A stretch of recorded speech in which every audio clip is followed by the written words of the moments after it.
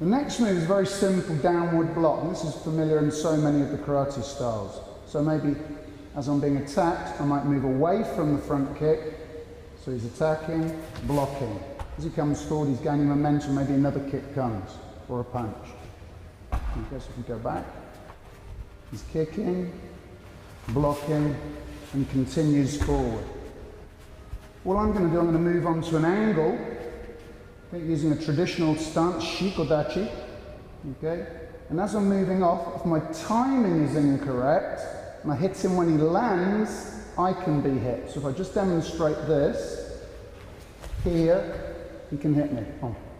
I'm now choosing to use the gedan block as a gedan strike. It's the same technique, just employing it differently. Timing is crucial. So I want to be kicked, and midway through the kick, I'm attacking the groin. If I just demonstrate one more time how if I move off and block, and the distance and timing is wrong, I can get hit. So he's kicking, I land, but I'm getting hit. Okay, so the technique is done through movement. In the middle of the section, I will have hit him. As he's kicking, I hit, and now I've got distance. Okay, also it's putting a dent in his attack. So from here he's attacking, strike, here. Okay, he's attacking, I hit, and move away. You just demonstrate from a different angle. If my timing's wrong, he attacks, I move off. At the end of the movement, I perform the block. I can get hit at the same time. Okay, now I can't even reach him. This time, I need to hit him mid-kick as I move away. He's kicking, and I moved. So I'm here, nowhere near him. I hit him during the course of movement.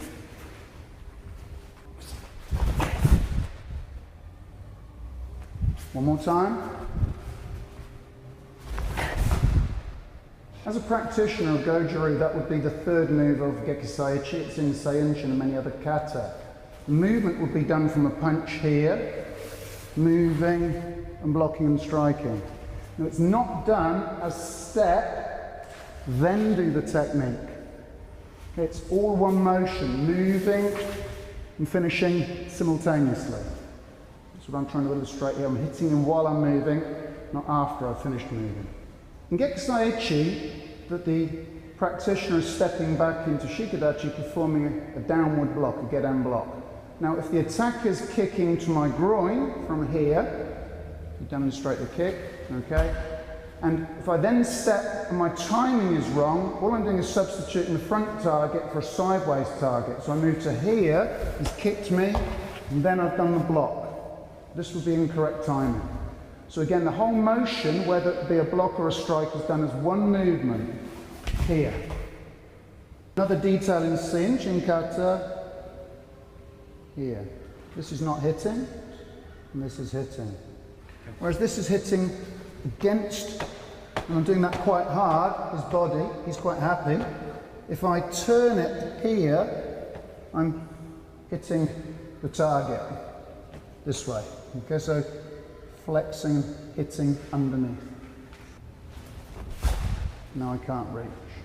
So the movement was done halfway through the movement. The technique I wish to illustrate now is using the outside edge of my arm to block, and it's almost like a strike at the same time.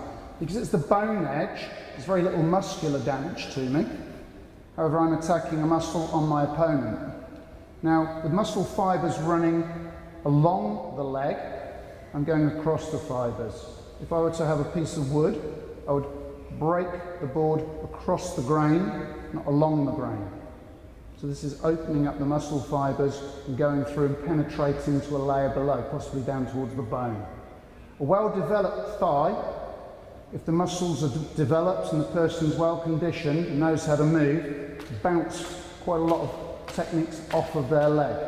However, I'm using further down the leg as my target. Again, I'm shredding across the tibialis on the outside edge of the lower leg. I'm going to move slightly forward and to the side. Again, I'm decreasing the amount of movement in the attack, so lessening its pickup power. I'm moving. If I drop forward, I can get hit in the face.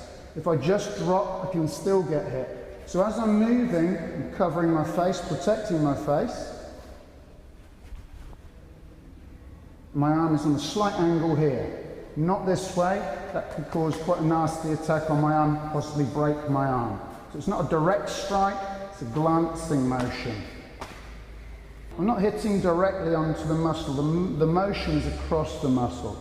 So rather than blocking here, this is very much a traditional blocking, like a block and a strike in one. This is glancing, not square on, because again, his legs are far stronger than my arms. I'm not trying to oppose the power. I'm coming across the muscle fibers. If I just roll my sleeve up, you can see I'm using the bone edge, and this is muscle here. So I'm hitting this way. At the same time, it will bounce the leg away. The kick here is going to hit me.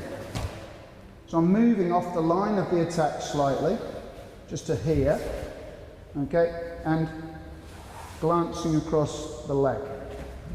The timing, if I do this, I'm getting hit. So as I'm, my arm's here, covering.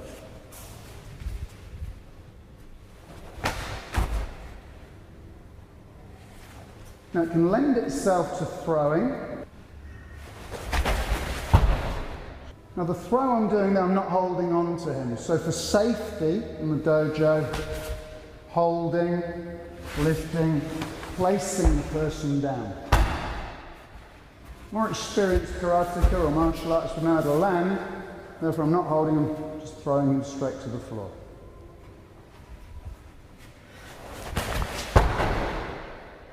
Okay.